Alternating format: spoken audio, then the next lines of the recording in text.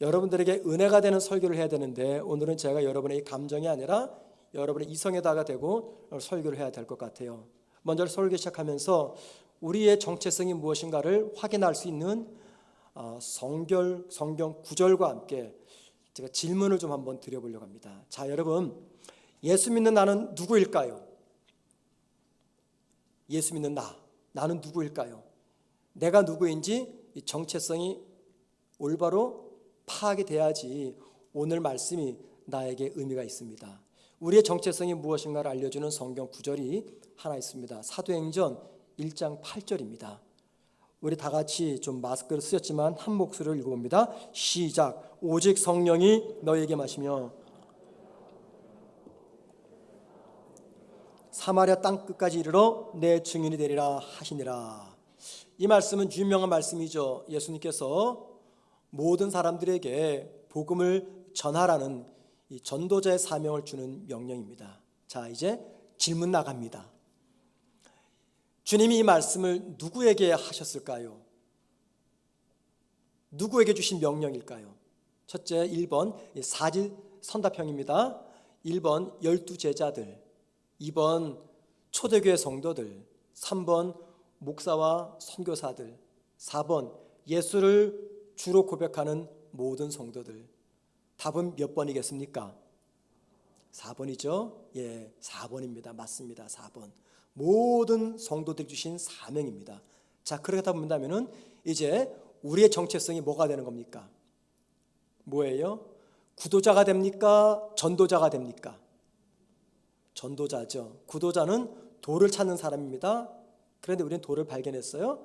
그 돌을 전하는 사람입니다. 그러니까 저와 여러분의 정체성은 정체성입니다. 이것을 기억하시고 오늘 말씀을 들으셔야 됩니다. 사도행전 1장 8절 말씀을 주님이 누구를 대상으로 하셨느냐, 이 질문에 어떤 대답을 하냐에 따라서 오늘 말씀의 의미와 강도는 나에게 다르게 다가올 것입니다. 자, 여러분들은 스스로가 전도자라고 고백하셨어요. 전도자 입장에서 오늘 말씀을 들어보십시오. 대부분의 성도들은요, 복음을 전하는 이 사명은 내가 아닌 어떤 특별한 사람이 받은 특별한 은사, 특별한 사명이라고 생각을 합니다. 혹 나에게 주신 사명이라고 생각을 하더라도 이 사명을 감당하기에 내가 너무나 바빠서 시간이 없고 또 먹고 살기도 너무 힘들다 보니 그냥 이 사명은 나보다 시간적인 여유도 더 있고 경제적 형편도 더 나은 사람들이 감당하는 그런 사명이라고 생각을 하곤 합니다. 그런데 여러분, 사람들에게 복음을 전하는 이 전도자의 이 사명은 말입니다, 12제자 같은 특정한 사람이 아니라 예수를 나의 주로 고백하는 모든 사람들에게 주어진 하나님의 가장 중요한 명령이자 사명이라는 것입니다. 우리가 누군가에게 복음을 전하기에는요, 두 가지 방법이 있어요. 첫째는 삶으로 전하는 방법입니다. 둘째는 말로 전하는 방법입니다. 불신자를 주님께 인도하기 위해서 우리가 복음을 전하죠. 내 전하는 복음을 듣는 사람들은요, 내 입에서 나오는 말 이전에 내 삶을 먼저 봅니다. 왜냐하면 복음을 듣는 사람은 전도자의 삶을 보면서 그의 입에서 나오는 그 말을 신뢰하기 때문입니다. 자, 그래서 전도할 때 참 중요한 것은 우리의 삶이에요. 그러면 삶이 형편없는 사람은 전도하지 못하는 건가? 그러진 않죠. 삶이 전도에 중요하긴 하도 전도하는데 가장 중요한 도구는 삶이 아니라 우리 입에서 나오는 말입니다. 말. 오늘 본문을 보면은요, 기독교를 대적했던 사람들이 이렇게 반응하죠. 우리가 어찌하면 좋을까? 여러분, 이 사람들이 이 반응이 왜 나왔습니까? 우리가 어찌하면 좋을까? 이 반응이 제자들의 삶의 모습을 보고 나왔습니까? 아니면 제자들이 전하는 말을 듣고 이 반응이 나왔습니까? 오늘 본문 37절 말씀 보면 이런 이야기가 있습니다. 그들이 이 말을 듣고 우리가 어찌할꼬? 제자들의 말을 듣고 나온 반응이 우리가 어찌할 겁니다. 또 40절에 이렇게 말합니다. 또 여러 말로 확증하며 말로써 사람들을 확증시켰대요. 41절도 보십시다. 그 말을 받은 사람들은 사도들의 말을 사람들이 받았다라고 말합니다. 지금 제가 계속 반복하는 이 성경 구절에서 무엇을 강조하는지 아십니까? 말입니다. 말. 삶이 아니라 말입니다. 말로써 우리가 어찌하면 좋을까? 이 반응을 제자들은 이끌어낸 것입니다. 그 이후에 유대 종교 지도자들은 유대교에서 기독교로 개종하는 유대인들이 자꾸만 늘어나자 12 제자들을 붙잡습니다. 그리고는 협박을 합니다. 다시는 예수를 전하지 말라고. 자, 그러자 제자들이 어떻게 반응합니까? 사도행전 4장 20절 말씀입니다. 우리가 보고 들은 것을 말하지 아니할 수 없다 하니 라고 말합니다. 당신들이 아무리 말하지 말라고 협박해도 우리는 보고 들은 것을 말하지 아니할 수 없다라고 말합니다. 자, 여러분, 왜 사도들은 말로써 예수님을 전하지 않으면 안 되는 것이었을까요? 왜 그렇습니까? 그 이유는요, 그들 안에 내주하시는 성령께서 주시는 내적 충동 때문입니다. 그들 안에는 지금 성령님이 내주하고 계세요. 그 내주하시는 성령님이 그들에게 자꾸만 충동을 하는 겁니다. 뭘 충동합니까? 너희들이 보고 듣고 체험한 부활한 예수를 입을 열어 말로 전하라는 이 내적 충동을 계속해서 하고 있었기 때문입니다. 제자들은요, 어떤 사람들로부터 복음을 전하라는 어떤 지시를 받았거나 설교를 들었거나 강요를 당하거나 명령을 들은 것이 아니었습니다. 그들 안에 내주하는 성령께서 복음을 전하라고 자꾸만 충동하니까 생명이 위협받는 상황에서도 그들은 입을 열어 말로써 주를 구주라고 전하게 되었던 것입니다. 그러면 여러분, 만약에 여러분들이 내 안에 과연 성령님이 계시나 이런 궁금증이 생긴다면 확인할 수 있는 가장 간단한 방법이 있습니다. 자, 여러분, 평소 여러분들은 여러분의 입을 열어서 누군가에게 여러분이 믿고 있는 복음을 전하시고 계십니까? 아니면 예수를 믿었는데 지금까지 한 번도 가족이든 자녀든 누구든 막론하고 예수를 믿으라고 전해 본 적이 없습니까? 저는 하나님이 아니기 때문에 여러분이 진짜 예수를 만났는지 안 만났는지 모릅니다. 그러나 적어도 우리 성경 말씀과 주님 말씀에 의하면 우리가 예수를 믿고 예수를 나의 구주로 고백하게 되면 자연스럽게 그 예수를 전하는 전도자가 된다는 것입니다. 왜냐하면 바울은요, 고린도전서 12장 3절에서 무슨 이야기하냐면 누구든지 예수를 나의 구주로 고백하면 성령이 그 안에 내주하고 계시다 말씀하고 있기 때문이에요. 자, 그래서 전도는 어떤 특별한 사람이 특별한 은사, 특별한 사명을 받았기 때문에 하는 것이 아니라 전도는 예수를 구주로 고백한 성도들이 성령께서 깨우치는 내적 충동 때문에 견딜 수 없어서 피할 수 없어서 하는 것이다, 그 말입니다. 그래서 예수님은 사도행전 1장 8절에서 뭐라고 말씀하셨어요? 너희가 성령을 받게 되면 자동적으로 입이 열리면서 말로써 나를 복음을 전하게 될 것이다 말씀을 하신 것입니다. 그런데 우리가 말로 복음을 전하게 되면 듣는 사람도 있고 믿는 사람도 있지만 상당수는 듣지 않고 믿지도 않습니다. 왜 그렇습니까, 여러분? 여러분이 어떤 특정인에게 오랜 세월 복음을 전해보셨죠. 그것이 그분이 가족이든 친구든 누구든 간에. 그런데도 여전히 복음을 듣지 않습니다. 믿지 않습니다. 왜 그럴까요? 왜 그럴까요?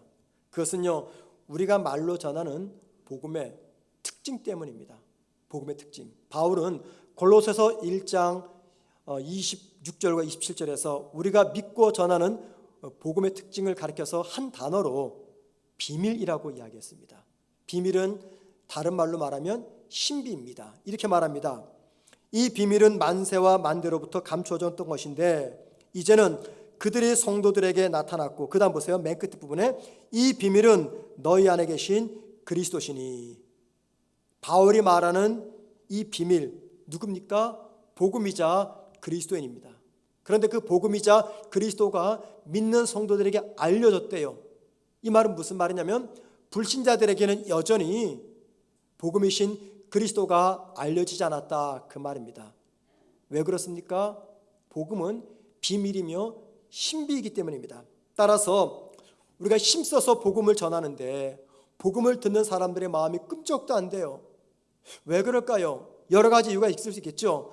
그런데 가장 본질적인 것은 그들이 듣는 이 복음, 우리가 전하는 복음이 비밀이며 신비이기 때문에 아직 그들은 깨닫지 못하고 있는 것입니다. 전라도 광주 출신으로서 최초의 목사가 된 최홍종 목사님이 계십니다. 이분을 가리켜 무등산의 성자라고 이야기합니다. 이분은 1900 초에 목사가 되신 분이에요.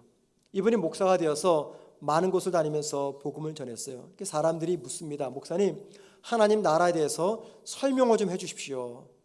그 질문을 받을 때마다 최홍종 목사님은 이렇게 답을 했다고 합니다. 거시기가 하도 거시기해서 거시기 하기가 참 거시기합니다. 최 목사님은요, 하나님 나라의 비밀스러움을 거시기라고 하는 전라도 사투리로 표현한 것입니다. 자, 여러분, 왜 최 목사님이 이렇게 말씀하셨을까요? 그것은 본인도 하나님 나라에 대해서 명확하게 모르기 때문이고, 또 알아서 누군가에게 설명할 때 말로 설명이 안 되는 것이고, 또 굳이 말로 설명한다 하더라도 그 말을 듣는 사람들이 온전히 이해할 수가 없기 때문에 하나님 나라에 대해서 거시기가 하도 거시기해서 거시기하기가 참 거시기합니다 라고 대답을 했다고 합니다. 여러분, 복음은 비밀입니다. 그러므로 우리가 비밀이자 신비인 복음을 전할 때 성령께서 불신자의 마음과 생각을 움직여서 비밀스러운 복음을 깨닫게 하셔야 됩니다. 그래서 여러분, 우리가 누군가에게 복음을 전할 때는요, 제일 먼저 성령의 도우심이 필요합니다. 성령께서 복음을 잘 전할 수 있도록 전도자인 저와 여러분에게 지혜를 주셔야 됩니다. 저는 분명히 믿습니다. 우리가 복음을 전할 때 성령께서 우리를 도와주신다는 것을 분명히 믿습니다. 성령의 도우심이 없으면 이 전도는 불가능합니다. 하지만 동시에 전도는요, 성령님이 다 하시는 것이 아닙니다. 전도는 동시에 저와 여러분이 하셔야 됩니다. 그런데 여러분, 우리가 누군가에게 비밀인 복음을 전할 때 전달하는 기술이 필요해요. 전달할 때 내 마음 자세가 필요하다는 것입니다. 왜냐하면 성도가 복음을 개떡같이 전해도 불신자들은 그 복음을 찰떡같이 듣지 않기 때문입니다. 또 반대로 전도자가 성도가 복음을 찰떡같이 전해도 세상 사람들은 그 복음을 개떡같이 듣기 때문입니다. 그래서 우리가 말로 복음을 전할 때 듣는 사람이 내가 전하는 복음을 제대로 듣고 그의 이성이 움직이려면요, 적어도 우리에게는 어떤 기술이 필요해요. 물론 성령님이 도우셔야 됩니다. 하지만 동시에 우리에게도 전도자로서 기술이 필요한 거예요. 저는 설교자입니다. 그러다 보니 이 말을 어떻게 하면 잘할까 늘 고민이 많아요. 말을 제대로 못하기 때문이죠. 말 주변이 없기 때문입니다.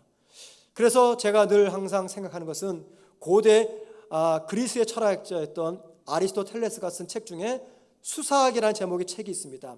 수사학은 한마디로 말해서 말 잘하는 기술을 설명한 책이에요. 말을 통해서 상대방을 설득하는 방법, 이게 수사학 내용입니다. 아리스토텔레스는 이 책에서 말을 하기 위해서는 세 가지가 필요하대요. 에토스, 파토스, 로고스. 이 세 가지는 전부 다 고대 그리스 말입니다. 그래서 설교자인 저에게도 이 에토스, 파토스, 로고스가 필요하지만 동시에 누군가에게 말로써 복음을 전하는 여러분에게도 이 세 가지가 필요합니다. 자, 설교 초반에 여러분 스스로가 여러분의 정체성을 전도자라고 고백하셨죠. 그죠? 딴소리 하시면 안 됩니다. 그렇기 때문에 오늘 말씀을 심각하게 받으셔야 됩니다. 마치 제가 고민하면서 이 책을 읽고 생각했듯이 여러분도 전도자 입장에서 오늘 말씀을 심각하게 들으셔야 됩니다. 첫 번째, 복음을 말로 전하는 전도자에게는요, 에토스가 필요합니다. 에토스. 에토스가 뭐냐면 말하는 사람의 인격입니다. 말하는 사람의 성품이고 말하는 사람의 됨됨이입니다. 누군가에게 말을 할 때 말의 내용이 참 중요합니다. 자, 그런데 여러분, 아무리 중요한 말도 누가 그 말을 하느냐에 따라서 그 말의 의미는 다르게 옵니다. 평소에 굉장히 진실한 사람이 말하는 것과 평소에 입만 열면 거짓말하고 누군가를 모함하고 험담하는 사람이 말을 할 때 여러분은 똑같은 강도와 의미로서 그 말을 받으십니까? 안 그렇죠. 그래서 여러분 잘 들으셔야 됩니다. 내 말에 설득력이 있으려면 그 말을 하는 나의 성품과 나의 인격과 나의 됨됨이도 중요하다는 것입니다. 현대 커뮤니케이션 이론에서 말하기를 한 사람이 하는 말이 다른 사람에게 영향을 미치는 데 있어서 말의 내용이 차지하는 영향력은 불과 30%밖에 안 된다고 이야기합니다. 제가 여러분에게 열심히 말을 하잖아요. 여러분을 설득하는데 말의 내용은 불과 30%밖에 안 된다는 거예요. 이 말은 말로서 복음을 전하는 저와 여러분에게 큰 울림이 됩니다. 분명히 우리가 전하는 복음은요, 생명을 살리는 능력의 복음이에요. 그런데 생명의 능력의 복음도요, 말로 복음을 전하는 우리의 인격과 성품과 됨됨이의 영향력을 받는다는 겁니다. 예를 들면 창세기 19장 말씀 보면 소돔에 살고 있었던 롯이 하나님이 보낸 천사를 만납니다. 천사가 롯에게 하나님께서 그곳을 심판하기 때문에 속히 도망가라고 이야기합니다. 그랬더니 롯이 사위를 부릅니다. 불러서 자기가 들은 이야기를 그대로 전해줘요. 이건 생명의 이야기죠. 그랬더니 여러분, 롯의 사위들이 어떤 반응을 보였습니까? 창세기 19장 14절에서 장인 롯의 말을 농담으로 여겼더라라고 말합니다. 자, 여러분, 무엇이 문제입니까? 말의 내용이 문제입니까? 아니면 말을 전하는 사람의 에토스가 문제입니까? 말의 내용은 아니죠. 말의 내용은 생명을 살리는 말입니다. 그런데 그 말을 전하는 롯이 어떤 사람이었기에, 그의 에토스가 어땠기에 그의 사위들은 그의 말을 농담으로 여겼느냐라는 겁니다. 그래서 여러분, 우리의 성숙한 성품과 인격은요, 복음을 효과적으로 전달하는 데 있어서 중요한 매개체가 된다는 겁니다. 저는 누군지 모르기 때문에 불특정 다수에게 이 설교를 합니다. 오해하지 마십시오. 여러분이 그동안 오랫동안 복음을 전했는데도 믿질 않아요. 혹시 그 이유가 나의 잘못된 에토스 때문 아닌가 한번 생각해 보시기를 바랍니다. 우리가 친구나 가족들에게 복음을 전할 때 듣는 사람들이 때론 이렇게 말해요. 야, 설교하지 마. 설교하지 마. 또는 내가 진실을 말하는데도 사람들은 내 말을 농담처럼 받아들입니다. 여러분, 왜 이런 반응을 보일까요? 무엇 때문일까요? 그것은요, 내가 전하는 말의 내용이 아니라 평소 보여진 나의 에토스가 문제였기 때문입니다. 우리 에토스가 우리가 전하는 복음의 내용을 받쳐주지 못하기 때문입니다. 오늘 우리는 예배 중에 찬송가 420장을 불렀습니다. 여러분, 420장을 부르실 때 마음이 어떠셨어요? 저는 이 찬양을 부를 때마다 항상 마음이 뜨끔거리는 찬양의 가사 때문에 참 불편해요, 마음이. 2절의 맨 끝부분 한 소절입니다. 가사가 이렇죠. 널 보는 이마다 주 생각하리. 널 보는 이마다 주 생각하리. 이 찬양의 가사, 나의 에토스를 보는 사람마다 내가 믿는 주님, 내가 전하는 복음이 어떠한지를 생각한다는 찬양 가사입니다. 그래서 참 마음에 부담이 됩니다. 여러분, 만약 여러분이 가족들이나 친구들에게 복음을 전하기를 원하신다면 내가 전하는 그 복음이 그분들의 귀에 제대로 들리도록 하기 위해서 좋은 에토스를 만들어 가시기를 주님의 이름으로 축원을 드립니다. 두 번째입니다. 복음을 말로 전하는 전도자에게는요, 파토스가 필요합니다. 파토스는 뭐냐면 감정, 열정 혹은 정서라는 의미입니다. 우리가 누군가에게 복음을 전할 때 효과적으로 전달하기 위해서는 먼저 우리의 좋은 에토스가 필요하다고 그랬어요. 그런데 여러분, 우리의 좋은 에토스와 함께 필요한 것이 있어요. 그것은 복음을 전하는 나의 말에 나의 열정과 나의 간절함과 나의 정서가 담겨 있는 것입니다. 아무리 중요한 말이라고 해도 그 말을 하는 사람이 농담처럼 말을 한다면 과연 누가 그 말을 믿어주겠습니까? 자, 복음을 전하는데 두 종류의 말이 있다고 생각해 보십시다. 열정과 간절함과 진지함을 가지고 복음을 전하는 전도자가 있고 농담처럼 전하는 전도자가 있습니다. 쉽게 농담처럼 전해요. 자, 여러분 같으면 누구의 말을 들으시겠습니까? 복음을 전하는 전도자의 말에 열정과 감정과 진지함이 담겨 있지 않고 복음을 듣는 청중의 이 정서와 마음과 감정에 호소하지 않는 그 전도자의 말을 과연 누가 들어주겠습니까? 그러므로 우리가 전하는 이 복음이 설득력을 갖추려면요, 복음을 전하는 나에게 복음에 대한 열정이 있어야 됩니다.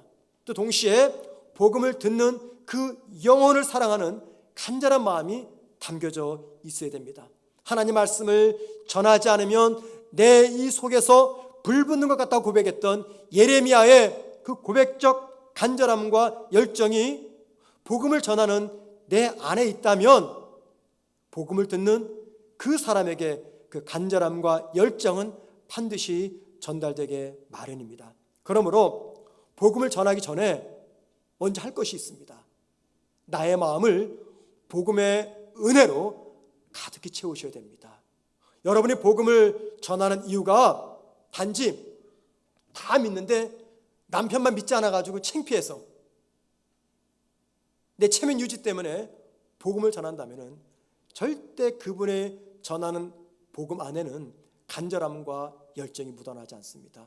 누군가에든지 복음을 전하기 전에 먼저 내 마음을요, 이 복음의 은혜로 채우셔야 돼요.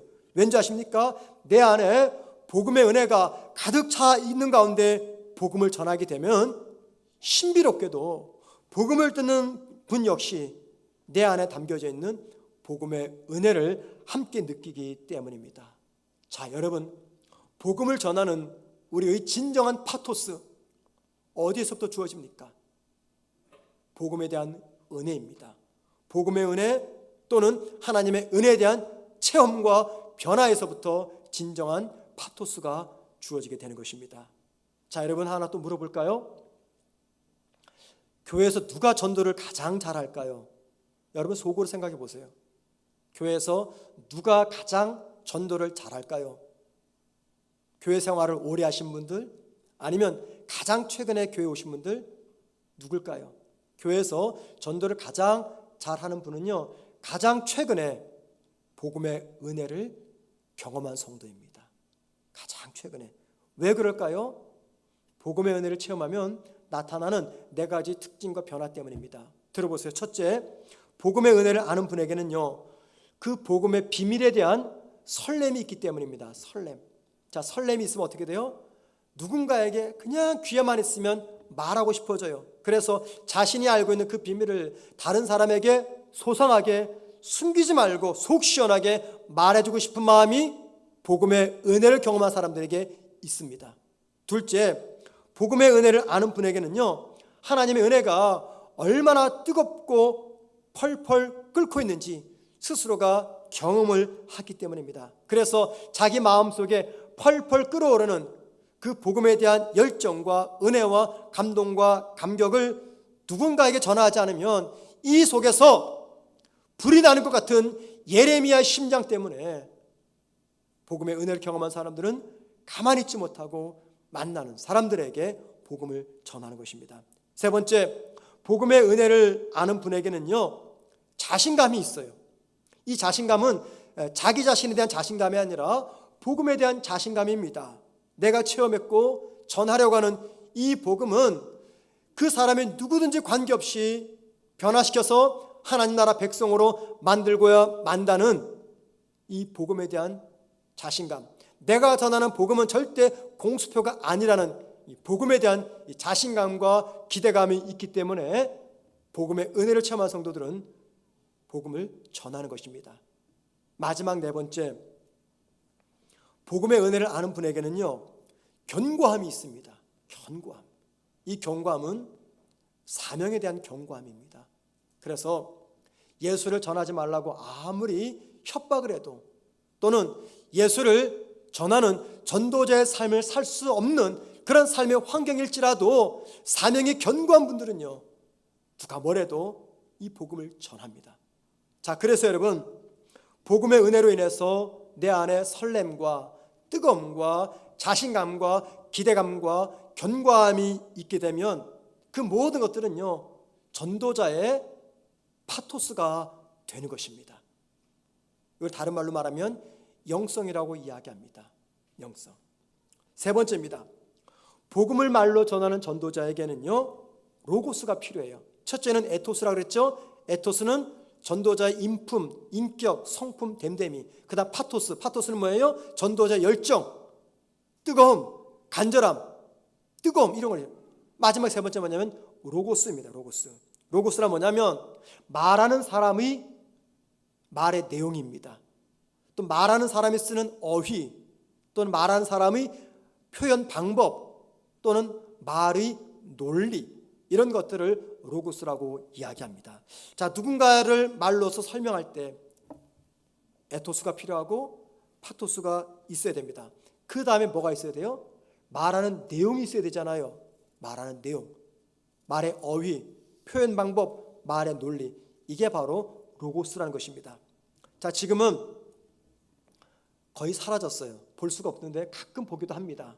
그게 뭐냐면 길거리나 전철 속에서 예수 천당 불신지옥을 외치는 전도자들입니다. 전철에서 꾸벅꾸벅 졸다 가다가 갑자기 누가 나타나서 예수 천당 불신지옥 그러면 눈이 펄쩍 떠집니다. 그런 경우 종종 있었죠. 그럼 화가 막 치밀어 오르죠. 여러분, 성령이 도우시면 예수 천당 불신지옥을 외쳐도 예수 믿을 수 있어요. 성령이 역사하시면. 그런데 이게 정말 특별한 케이스입니다. 왜 그럴까요? 누군가가 예수를 믿으려면 제일 먼저 이성이 움직여야 돼요. 이성이. 그런데 예수 천당 불신지옥 외친다고 이성이 움직입니까? 절대 안 움직입니다. 우리가 전하는 복음이 상대방의 이성을 움직이려면 필요한 것이 있어요. 그게 바로 복음의 충실한 내용입니다. 복음의 충실한 내용, 그리고 그 복음을 전하는 표현 방식, 또 복음을 전하는 말의 논리, 이런 것들이 있어야지만이 불신자의 이성을 움직일 수가 있습니다. 이건 다른 말로 말하면 설득의 기술이죠. 베드로는 제자들의 방언을 가리켜 술에 취한 헛소리라고 이야기했던 사람들에게 예수 천당 불신지옥이라고 외치지 않았어요. 대신 베드로가 뭐 했습니까? 사도행전 2장 전체에서 뭐 했어요? 신학적으로, 논리적으로 아주 꼼꼼하게, 철저하게 그들이 죽인 예수는 하나님의 아들이면서 하나님께서 오래전부터 예언한 메시아임을 설명했어요. 그리고 베드로의 그 설교가 청중들의 이성과 감정과 의지를 움직였습니다. 자, 여러분, 그러므로 복음을 전한 우리에게 전하고자 하는 복음의 내용이 반드시 있어야 됩니다. 복음의 내용이 있어야 돼요. 그리고 동시에 그 복음을 듣는 사람들이 제대로 이해할 수 있는 말의 표현 방식이 있어야 됩니다. 말의 논리가 있어야 됩니다. 물론 이런 것들 몰라도 얼마든 전도할 수 있어요. 내가 표현 방식이 좀 서툴고 말의 논리도 없습니다. 나도 내가 무슨 말이 잘 몰라요. 막 꼬입니다.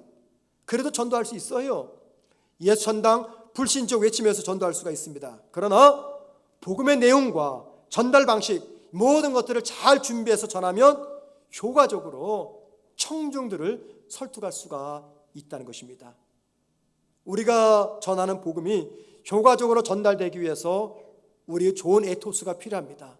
또 좋은 파토스도 필요합니다. 그런데 여러분, 우리 에토스와 파토스가 아무리 탁월하다고 해도 내가 전하려고 하는 말의 내용이 빠져버린다면 그 에토스와 파토스가 무슨 의미가 있겠습니까? 그래서 건강한 에토스와 건강한 파토스의 건강한 로고스가 더해지게 될 때, 그때 비로소 누군가를 설득할 수 있는 놀라운 결과를 만들어낸다는 것입니다. 설교하는 설교자들의 성품도 좋습니다. 굉장히 인격이 뛰어납니다. 또 영혼을 사랑하는 마음, 즉 구령의 열정도 탁월합니다. 그런데 가장 중요한 이 복음의 알맹이인 성경을 몰라 이분이. 그래서 설교 시간에 성경을 전하지 않고 자꾸만 세상적 이야기만 합니다. 자기 개인의 이야기, 정치 이야기, 시사 이야기, 세상 돌아가는 이야기. 자, 여러분, 그런 설교자들을 여러분은 어떻게 생각하시겠습니까? 설교자의 권위가 어디에서부터 주어질까요? 설교 시간에 사용하는 화려한 미사오구에서 주어집니까? 아니면 박학다식한 그 지식에서 주어집니까? 아니면 그가 설교 시간마다 인용하는 수많은 책들의 인용 문구에서 설교자의 권위가 주어집니까? 아니죠. 설교자의 권위는 성경에서 나옵니다. 그러므로 설교자가 하나님의 말씀인 성경을 전하지 않는다면 그 사람은 설교자의 자격을 스스로 잃어버린 것입니다. 자, 그런데 여러분, 저는 지금 설교자를 말씀드렸지만 여러분도 마찬가지예요. 만일 누군가를 주님께로 인도하기를 원한다면 뭐가 필요하냐면, 첫째, 내가 만난 하나님이 어떤 분인지를 설명할 준비를 하셔야 돼요. 둘째, 내가 믿는 기독교 복음의 진리가 무엇인지를 설명할 준비를 하셔야 됩니다. 무슨 말이냐면, 누군가에게 복음을 전하고자 한다면은 여러분들은 복음을 깊이 아셔야 됩니다.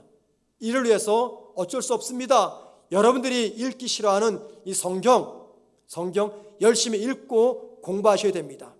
그래야 바른 기독교의 진리를 전할 수가 있기 때문입니다. 복음을 전하는 전도자의 에토스와 파토스는 무엇 때문에 존재합니까? 로고스를 전하기 위해서 존재하는 것이에요. 에토스와 파토스를 위해서 로고스가 존재하는 게 결코 아닙니다. 궁극적으로는 복음의 내용인 로고스를 위해서 에토스와 파토스가 준비가 되고 필요한 것입니다. 여러분, 우리가 복음을 전할 때 참 안타까운 현실이 뭔지 아세요? 누군가에게 복음을 전합니다. 그런데 성경도 모르고 복음도 제대로 모르다 보니 자기의 주관적인 느낌을 자꾸만 전해요. 예수 믿으면 이렇게 된다거라. 예수 믿으면 이렇게 된다 하더라. 자신의 주관만 자꾸만 전합니다. 심지어 어떤 분은 이 교회 분위기만 전해요. 어떤 분은 목사가 어떤 사람이다 이걸 전해요. 이게 나쁘다는 게 아닙니다. 필요하죠. 이 교회 분위기, 우리 교회는 어떤 교회야? 우리 교회 목사는 이래. 이 필요합니다, 여러분. 반드시 필요해요. 그런데 이게 핵심은 아니라는 겁니다. 왜 전도자들이 주변적인 이야기, 비본질적인 이야기를 전할까요? 이유는 너무나 간단합니다. 복음이 뭔지 모르기 때문입니다. 성경을 모르기 때문입니다. 자, 그런데 여러분, 제가 여러분에게 숙제를 하나 드릴게요. 한번 해보세요. 오늘 저녁에라도 요만한 용지 하나 딱 책상에 놓고 여러분이 알고 있는 복음의 내용, 여러분이 알고 있는 예수님이 누군가를 한번 쫙 써보십시오. 창세기부터 요한계시록 쓰라는 게 아니라 복음이 무엇인지를 써보세요. 여러분이 알고 있는 우리 주님이 어떤 분인가를 한번 써보세요. 몇 장 정도 쓸 수 있을까요? 제가 장담하건대 이 용지에 반도 못 쓰실 겁니다. 틀림없을 거예요. 무슨 말이냐면 그만큼 우리는 복음도 모르고 성경도 모르고 주님도 모른다는 겁니다. 그러다 보니까는 누군가에게 복음을 전할 때 복음을 전하지 않고 예수를 전하지 않고 자꾸만 쓸데없는 이야기, 내 체험 이야기, 우리 교회 분위기 이야기, 목사 이야기. 우리 교회 목사 키가 김병만과 이수근 중간 사이즈야. 절대 해서는 안 될 그 이야기. 이건 영린입니다. 영린. 예. 건들면 안 되는 부분이에요. 근데 꼭 그런 말 하면서 궁금하지? 한번 와봐. 그러면. 왜 그래요? 복음을 몰라서 그래요. 복음 몰라서. 그래요, 여러분. 여러분이 만난 하나님 전하는 거 정말 중요합니다. 필요하죠. 그런데 내가 하나님 만난 그 체험 위에다가 뭐가 더해져야 돼요? 복음. 성경이 더해지게 되면은요, 성경을 통해서 역사하시는 성령의 폭발적인 역사를 말미암아 그 영혼이 주님께로 돌아옵니다. 1986년에 나온 영화 후지어라는 제목의 미국 영화가 있어요. 후지어입니다. 거기 영화 내용이 이렇습니다. 미국의 인디애나 주에 힙골이라고 하는 작은 마을이 있어요. 그 마을이 소년 농구팀에 관한 이야기입니다. 유능하지만 굉장히 변덕스러운 성격을 가진 그 농구 코치가 그 소년들을 가르쳐요. 그런데 놀라운 기적이 일어납니다. 주변의 모든 라이벌들을 다 이겨먹어요. 나중에 결국에는 인디애나폴리스 주 챔피언십 출전 자격을 얻게 됩니다. 그런데 여러분, 이 힙골이 이 지역의 농구팀들은요, 시설이 굉장히 열악해요. 실력도 부족해요. 어느 정도냐면 이 농구장이 없다 보니까는 농장 마당에다가 농구 골대를 세워놓고 슛 연습을 합니다. 그런데도 그 소년들은 꿈을 잃지 않아요. 자기 자신을 믿고 코치를 믿는 믿음으로 최선을 다하면서 마침내 이 기적 같은 드라마를 써나갑니다. 인디애나폴리스 주 챔피언십 출전 자격을 가지고 이제 참가합니다. 그런데 이게 워낙 큰 도시거든요. 도시에 와서 경기가 열릴 대학을 한번 가봅니다. 버틀러 대학의 농구 경기장을 가보고 이 소년들이 큰 충격을 먹어요. 겁에 질려버려요. 왜냐하면 지금까지 한 번도 태어나서 이렇게 어마어마한 농구장을 본 적도 없고 그런 데서 경기한 적이 없었기 때문이에요. 겁을 먹어요. 이를 눈치챈 코치는 농구 골대 쪽으로 달려갑니다. 그리고는 줄자를 꺼내요. 그리고 농구 골대 위에서부터 바닥까지 거리를 잽니다. 그러면서 이렇게 말해요. 3m, 딱 3m야. 힙골이의 농구 골대와 다를 게 하나도 없어. 그렇게 소년들에게 용기를 북돋아 줍니다. 힙골이 마을 소년들이 경기하기에 가장 편안한 경기장은 자기들 고향에 있는 작은 농구 경기장이 초라합니다. 지금까지 고향을 벗어나서 한 번도 경기를 해본 적이 없었던 이 소년들에게 바깥 세상에서 경기를 한다는 것은 굉장히 두렵고 떨리기에 용기가 필요한 일이었습니다. 자, 여러분, 성도들 중에는요, 여러 면에서 이 힙골이의 소년들과 유사한 성도들이 많이 계십니다. 예수를 구주로 영접한 성도가 이제는 서서히 시선을 세상 밖으로 돌려야 되는데 이게 정말 힘들어요. 용기가 필요합니다. 어렵습니다. 그런데 교회 밖의 세상에 관심을 갖고 세상 밖으로 눈을 돌린다는 것은 내가 주님께서 원하시는 대로 건강하게 신앙이 성장하고 있다는 증거라는 것입니다. 자, 그렇다면 여러분, 성도가 자기 울타리를 뛰어넘어서 세상을 향해 눈을 돌리고 시선을 둔다는 것, 이게 무슨 의미일까요? 무슨 의미입니까? 그것은요, 복음이 필요한 사람을 찾아가서 자기가 만난 그 주님을 전하는 전도자가 되는 것입니다. 이게 왜 용기가 필요한지 아세요? 여러분 스스로가 그 답을 아시잖아요. 내가 예수를 믿습니다. 복음도 믿어요. 그런데 내가 내 자아라고 하는 울타리를 벗어나서 믿지 않는 다른 사람들에게 복음을 전하는 것, 이건 엄청난 용기와 결단이 필요합니다. 어쩌면 우리 성도들 가운데는 예수를 믿고 하나님 앞에 갈 때까지 단 한 번도 누군가에게 입을 열어 복음을 전하지 못하는 성도들도 계실 겁니다. 분명히 있을 거예요. 그러면 안 되는데 그런 성도들이 계실 겁니다. 왜 그럴까요? 두렵기 때문에. 내 믿음의 자아를 뛰어넘어야 되는데 이게 안 돼요. 그래서 어떤 면에서는 우리 성도들 중에는 이 힙골이 동네의 어린 소년들과 비슷하다, 그런 생각을 하게 되었습니다. 여러분, 복음을 전하기 위해서는요, 울타리를 뛰어넘으셔야 됩니다. 그리고 복음을 전하기 위해서는요, 내 삶이 준비가 되고 내 말이 준비가 되어야 됩니다. 그런데 말은 사람들을 주님께로 인도하는 가장 확실하고 탁월한 무기가 됩니다. 우리가 말로 전하는 복음이 효과적으로 전달돼서 내가 전하는 복음을 듣고 그 영혼들이 주님께로 돌아오기 위해서는요, 반드시 성령의 강력한 도우심이 필요합니다. 하지만 동시에 복음을 전하는 나에게도 책임이 있어요. 복음을 전하는 내 자세가 어떠한지, 복음을 전할 때 그 복음의 내용 속에 무엇이 담겨 있는지 나의 준비도 필요합니다. 그래서 나의 에토스, 파토스, 그리고 로고스가 어떠한지 내 스스로가 돌아보셔야 된다는 겁니다. 여러분, 잘 준비된 에토스와 파토스 위에 하나님의 말씀인 로고스가 더해지게 되면 우리가 예상하지 못한 놀라운 영혼을 살려내는 엄청난 일을 감당하게 될 것입니다. 이를 위해서 부탁드립니다. 여러분, 적어도 훗날 하나님 앞에 갔을 때, 하나님, 내가 이렇게 힘써서 복음을 전했습니다. 비록 결실은 없다 하더라도 내가 힘써서 듣든지 아니 듣든지 에토스, 파토스, 로고스를 가지고 복음을 전해왔습니다. 이 말은 해야 되지 않겠습니까? 주님 만났을 때 한 명도 복음을 전해본 적이 없어가지고 부끄러운 구원을 받으면 이게 얼마나 낙심될 일이겠습니까? 우리 모두 힘써서 에토스, 파토스, 로고스 잘 준비해 복음을 잘 전하는 전도자 되기를 주님의 이름으로 부탁을 드립니다.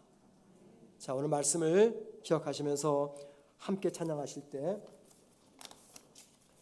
내 마음의 주를 향한 사랑이, 이 찬양 부르면서 준비하신 헌금들입니다.